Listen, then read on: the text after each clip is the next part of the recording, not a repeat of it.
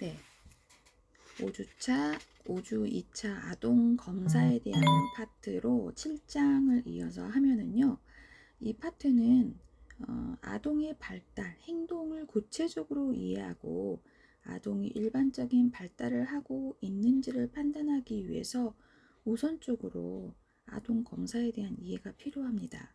그래서 아동을 평가하고 진단하기 위해서는 관찰, 면접, 심리검사 등 다양한 방법이 사용되지만 그중 가장 객관적으로 평가하여 신뢰할 수 있는 결과를 얻기 위해서는 표준화된 검사 도구를 사용하게 됩니다. 이 표준화된 검사 도구를 이제 여러분하고 살펴보는 파트라고 할 수 있죠.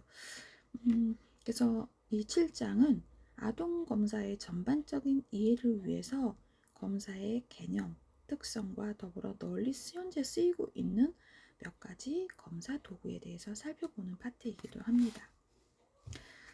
그래서 아동 검사의 개념, 특성들은 무엇이고, 발달 선별 검사, 시지각 영역 검사, 지능 및 인지 영역 검사, 언어 영역 검사, 정서 및 사회성 영역 검사에 대한 부분으로 알고, 또 아동 검사 수행 시 고려 사항에 대해서 안다라는 파트로 이제 우리가 이 7장을 살펴볼 것입니다. 그래서 이 장에서 우리가 좀 이제 들어볼 만한 단어들은 덴버 발달 선별 검사, 게젤 발달 검사, 시지각 발달 검사, 웩슬러 아동 지능 검사, 카우프만 지능 검사, 우리말 조음 의문 평가, 군 의미 이해력 검사, 집 나무 사람 검사, 적응 행동 검사, 이런 단어들에 대해서 들어보시고 한 번씩 살펴보도록 할 것입니다. 현장에서 이제 경력을 쌓다 보면 첫 해는 이제 내년에 여러분이 선생님으로서 사실 생존기에 들어가시는 부분이고, 그래서 아이들을 살필 수 있는 여력은 사실 생존기인 초인교사에서는 조금 어려운 부분이 있으실 거예요. 너무나 많은 발달에 대한 지체가 일어날 때는 딱 봐도 알긴 하지만 이제 저 친구가 조금 이상하네 라고 이제 좀 우리가 관찰을 하게 된 계기들이 생기고, 그 아이들에 대한 부분으로 어머니 제가 좀 이상해요, 병원에 가보세요, 이렇게 학부모님들한테 말을 전달하기에는 굉장한 어려움이 있습니다. 그래서 이 7장에서 아동 검사에 대한 그런 검사 도구를 통해서 교사 또 부모가 체킹을 해보고 그 기준점이 같은지 그런 이야기를 면담을 통해서 해보고, 다른 아이들보다 지체인지 지연인지 이런 부분으로 좀 6개월에서 1년 이상, 6개월까지는 사실 조금 지연되고 늦을 수 있어요.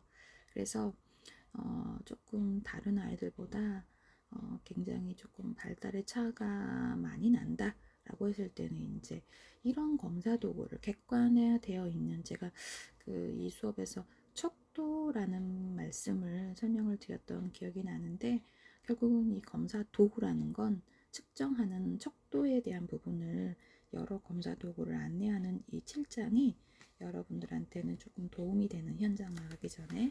그래서 조금 특별하게 들어보셔도 될 것 같습니다. 아동의 발달을 진단하기 위해서 아동의 문제에 따른 이제 적절한 진단 절차 및 방법을 탐색하고 실행해야 합니다. 그래서 정확한 진단을 하기 위해서는 적합한 검사 도구를 파악하고 사용할 수 있어야 합니다. 그래서 검사 측정, 사정, 진단, 평가 등과 함께 혼용되는 경우가 있는데 각각의 정확한 의미에 대해 살펴볼 필요가 있는 것이지요. 그래서 측정이란 일정한 법칙에 따라 사물 또는 그 속성에 대해 수치를 부여하는 행위를 말합니다. 아동의 지능, 몸무게, 신장 등을 수치화하는 것, 또 사물 또는 속성을 수치화해서 나타내는 모든 것을 일컬어 측정이라고 합니다. 진단이란 특수 교육 서비스와 관련된 포괄적인 사정을 위하여 장애의 정도, 원인, 필요한 처치 등을 결정하는 것입니다. 아동이 발달에 지연이 있는지 문제가 있는지 등의 총체적으로 파악하는 과정으로서 아동 개인의 발달 특성, 문제의 원인 등을 파악한다라고 되어 있고요. 장애가 있는지를 판단하는 선별과는 좀 달리 심층적으로 다양한 방법으로 포괄 포괄적인 검사가 이루어지게 됩니다. 그래서 문항도 굉장히 많아요. 진단을 하는 사람의 자격도 제한적이어야 하고 충분한 수련을 받은 전문가, 그 전문가라고 하면 의사나 임상심리사에 의해서 이루어집니다. 평가는 사물과 그 속성에 대해서 가치 판단을 하는 행위를 말하는데요. 그러한 가치 판단을 내리려면 반드시 판단에 명확한 준거가 있어야 합니다. 예를 들면 아동 발달 지연을 평가하고자 할 때에는 그 연령대 보통 아동의 평균이라고 하는 준거가 있어야 하고요. 그 준거와 검사하고자 하는 아동의 점수를 비교하여 평가가 내려지게 합니다. 사정이라는 건 위의 측정, 진단, 평가 모두 포함하는 용어로서 교육적 의사결정에 필요한 자료를 수집하고 평가하는 일련의 모든 과정을 말합니다. 사정을 할 때에는 관찰, 면담조사, 검사도구 활용, 아동의 특성을 파악하기 위한 모든 방법을 동원하여 정보를 수집하게 되고 아동의 신체적, 심리적, 사회적 특성을 평가하게 됩니다.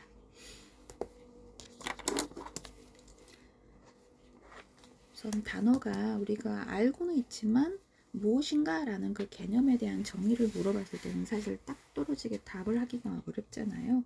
그래서 이렇게 용어 정리를 조금 책에서 하고 있는 것들을 PPT로 정리해 놓았고요. 그래서 이제 그 사정에서 얻은 아동에 대한 결과를 토대로 교사는 교육의 목적, 목표, 교수 전략, 프로그램 등을 수립하게 되는데 교사는 구체적인 사정 방법 중 하나인 검사를 적절하게 실시할 줄 알아야 하고 다양한 검사 도구의 특성을 파악할 필요가 있다는 것이지요. 발달 선별 검사를 한번 살펴볼게요. 덴버 발달 선별 검사가 있는데 이게 한국판으로 나와 있어요. 그래서 이제 그 덴버라는 학자가 만들어서 덴버 발달 선별 검사라고 되어 있는데 약간 우리 아이들의 그런 신체 성장 이런 것들에 맞춰서 우리나라 형식으로 맞췄던 거고 1960년대 말 미국의 덴버의 콜로라도 의과대학에서 영유아를 포함한 아동의 발달을 조기에 선별하기 위해서 프랭큰버그와 도주가 덴버 발달 선별 검사를 개발하게 됩니다. 그래서 덴버 발달 선별 검사는 우리나라에서 서울시에 거주하는 만 6살 아동에게 이제 뭐 쌍둥이, 조사나 양자, 시청각 장애, 중추신경 장애, 고개 파열, 신체 장애, 다운 증후군 아동을 제외하고 이제 급성 질환을 가진 아동도 제외를 했대요. 그래서 그런 대상을 일반 아동으로 표준화해서 1987년에 이제 우리 한국판으로 이제 만들어서 좀 수정해서 쓰는 거죠. 검사의 목적은 영유아를 대상으로 발달 장애가 의심되는 아동을 선별하는 것이고요. 만약 장애가 뚜렷하게 나타나진 않지만 발달 장애 가능성이 의심되거나 관찰된 내용을 좀 더 객관적으로 확인하기 위한 경우 검사를 사용하게 된다고 해요. 검사의 대상은 출생부터 만 6세까지이고요. 우리 교재 136페이지에 덴버 발달 선별 검사의 영역들이 나와 있는데요.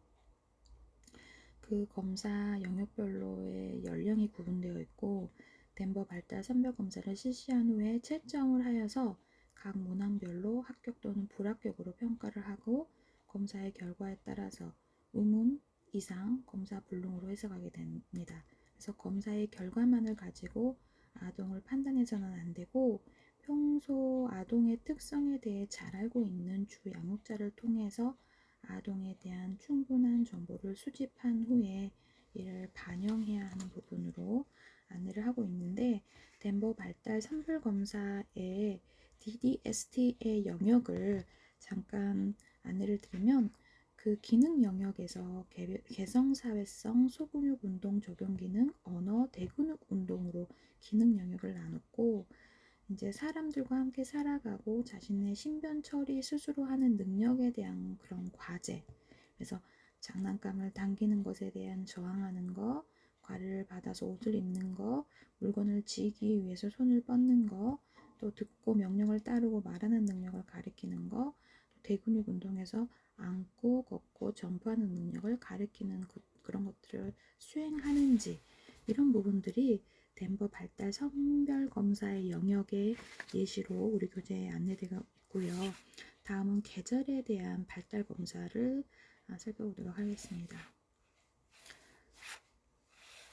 계절 발달 검사는 영유아 발달 검사 중에서 가장 오래된 검사예요. 그래서 오랜 시간 표준화 과정을 거쳐서 1941년 게젤과 아마투르다가 제작을 합니다.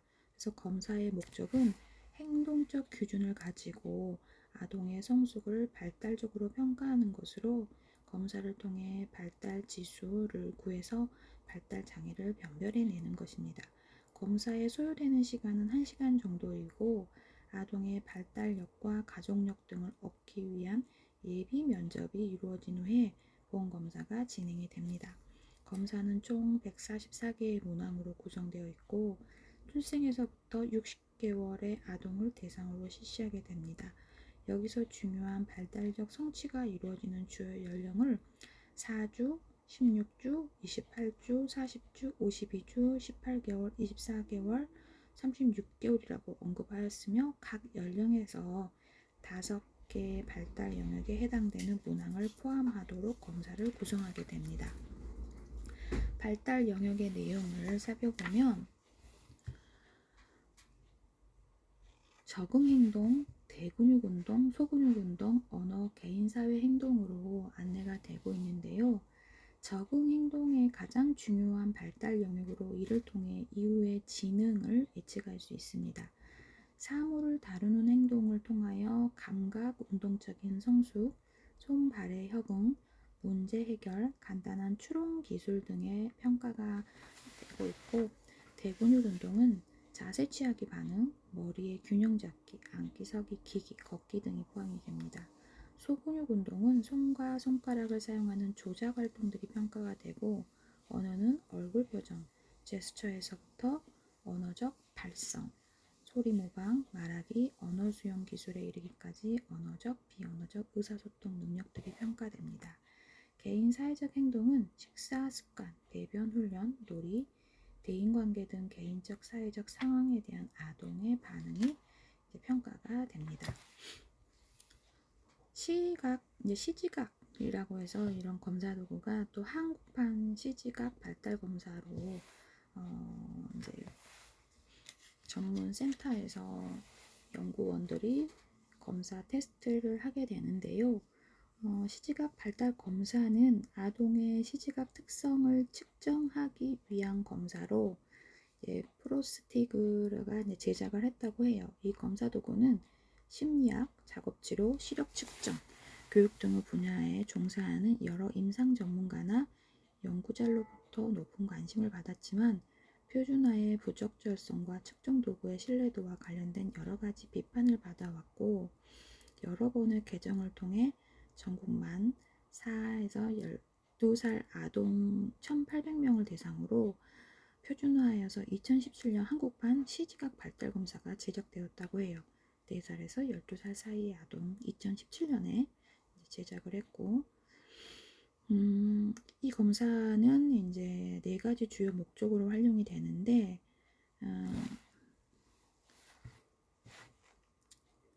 첫 번째가 아동의 시지각 결함의 유무와 정도를 검사를 통해 확인할 수 있고 시지각에 있어서 문제가 있다고 확인된 아동의 보다 심층적인 진단이 가능하고 시지각과 관련된 문제를 개선할 수 있도록 개발된 프로그램의 효과 검증에 사용될 수 있고 기타 여러 도구의 연구 도구로서 큰 가치를 지니며 활용될 수 있다라는 부분으로 검사 목적으로 설명이 되고 있습니다.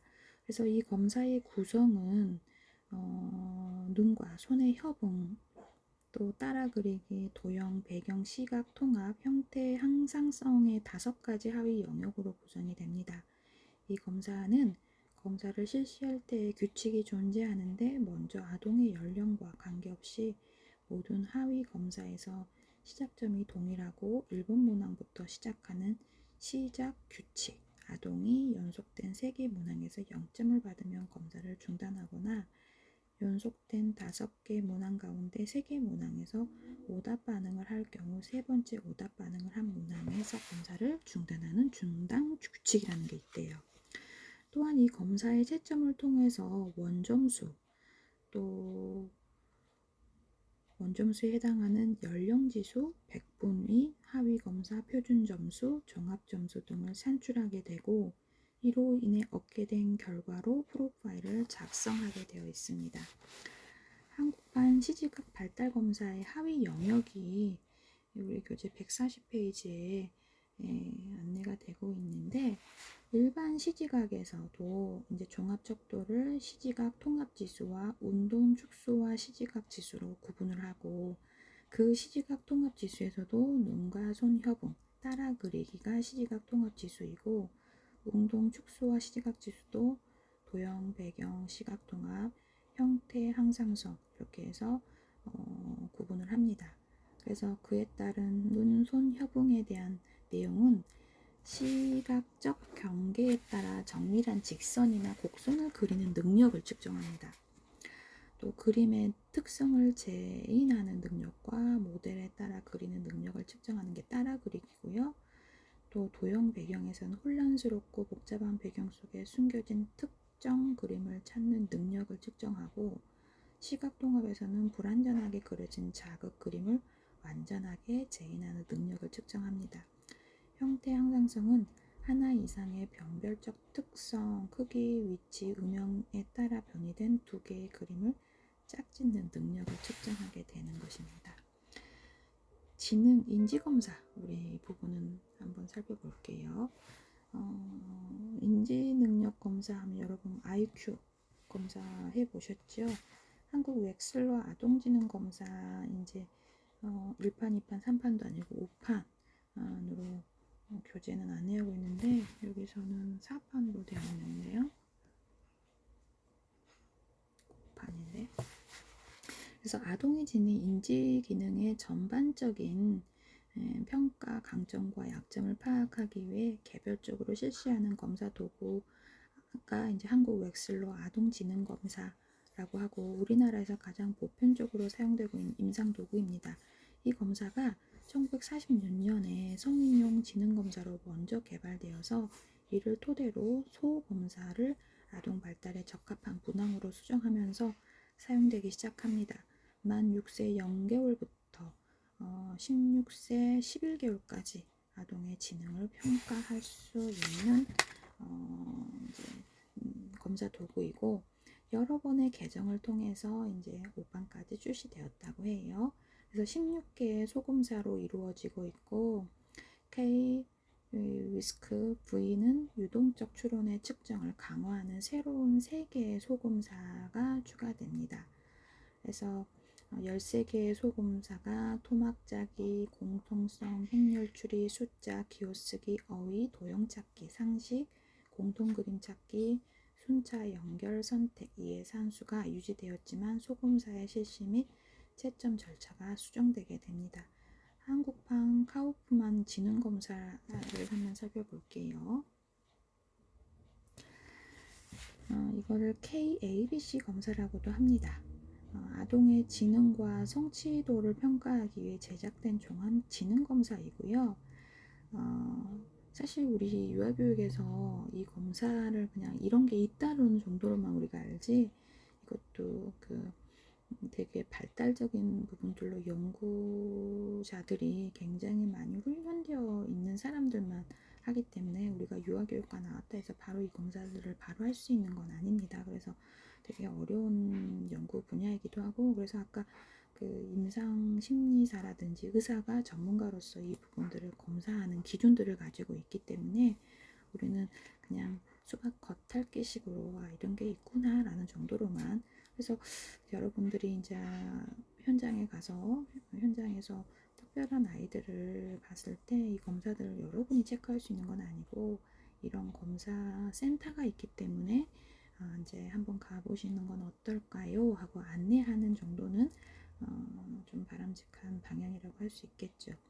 그래서 2세 5개월에서 12세 5개월까지 아동을 대상으로 인지 능력과 성취도를 사정할 뿐만 아니라 백수 아동의 심리적, 교육적 사정을 목적으로 하고 한국판 카우프만 지능 검사의 구성에 대한 부분이 우리 교재 7-4 142페이지에 순차 처리 속도, 손동작, 수회생, 단어 배열, 동시 처리 속도, 마법의 창, 얼굴 기억, 그림 통합, 삼각형, 시각 유추, 위치 기억, 사진 순서, 습득 도척도.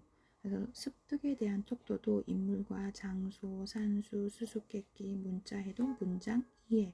그래서 이런 표에서 알 수 있듯이 검사는 크게 순차 처리 속도라든지 동시 처리 척도, 습득 도리 척도를 나누었고 그에 따른 각각의 하위 영역의 검사를 실시하게 되고 실제 아동에게 실시되는 하위 영역 검사는 연령에 따라 다르고 최소 7개에서 최대 13개까지 실시하게 됩니다.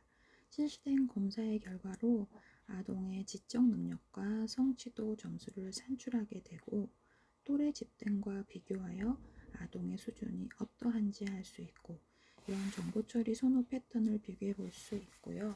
하위 검사 간의 비교를 통해서 아동이 우수한 영역과 취약한 영역을 분석해 볼 수 있습니다. 언어 영역 검사는 우리말 좋은 의무평가에 대한 부분으로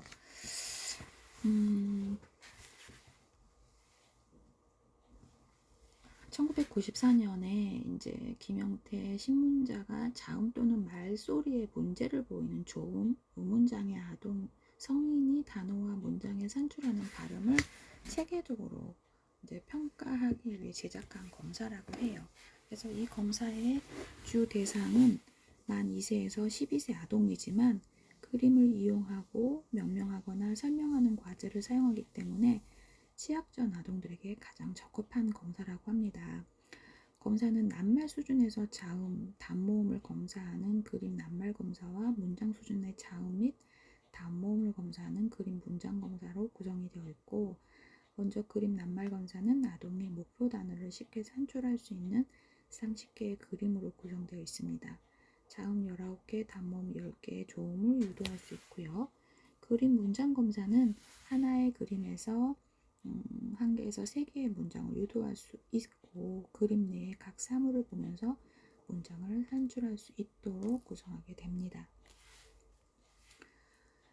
구문 의미 이해력 검사라고 해서요. 구문 의미 이해력 검사는 94년도에 서울 장애인 종합복지관이 발간을 하게 됩니다. 저도 서울에서 이제 교사 생활을 꽤 오랫동안 했었는데 제가 담임을 했던 해에 자폐 아이 2명의 영아를 담임으로 경험을 한 적이 있는데 이제 만 1세이기 때문에 단어의 표현이라든지 이런 부분들이 제한적일 수밖에 없는 환경이기도 해서 영아반일 때는 교사가 굉장히 많은 단어들을 또 수다스럽게 표현해줘야 되는 부분이 있습니다. 그런데 이제 이런 장애인 종합복지관이라는 게 우리 광주만 해도 그렇게 활성화가 되어 있지 않아요. 그런데 서울은 이런 장애인 종합복지관에 근무하시는 연구 선생님들께서 되게 이런 우리나라에 맞게 수정 보완하여서 이제 이런 검사 도구들을 우리 아이들한테 적합한 단어 이런 것들을 개발하시기도 한다라는 것들이 그때 이제 제가 근무했던 당시가 90년대 중후반, 2000년대 중후반까지였으니까요. 보면 그 종합사회복지관에 가서 검사를 보통 병원이나 센터가 아니라 복지관에 근무하시는 선생님들의 수준도 굉장히 좋으시고 아이들의 그런 발달에 대한 검사치를 굉장한 데이터를 정확하게 안내하시는 것들을 보면서 와 우리도 좀 저런 부분이 좀 필요한데 라는 부분. 근데 책에서 보니까 94년도 서울 장애인 종합복지관이 발간하였다라는 내용을 보니까 서울은 이런 종합복지관이 되게 좋은 그런 검사에 대한 부분들을 잘 적용하고 있다라는 부분이 굉장히 좋은 샘플이 되고 있어요. 그런데 지방까지는 좀 보급이 안 되고 있는 부분이 좀 아쉽긴 합니다. 광주 내려온 지가 지금 10년이 넘었는데 이렇게 잘하고 있다라는 이야기를 듣고 있는 부분은 없고, 제가 이제 한전 어린이집 원장으로 있었을 때 말이 굉장히 늦는 아이가 있었거든요. 만 3세이니까 5살이죠. 되게 단어에 대한 표현도 부정확하고, 그래서 과묵한 아이, 이제 또래들과의 상호작용도 어려운 부분들이 점점점 이제 처음엔 조금 늦나 보다 했는데 이제 늦는 정도가 너무 심하게 늦어지니까 어머님이 이제 나주 혁신도시에 살고 계시지만 서울 센터로 아이를 검사하러 다녔었던 기억이 있거든요. 그래서 지방에 아직도 이렇게 잘하고 있는 이런 종합복지관이 부족하다라는 부분이 있어요.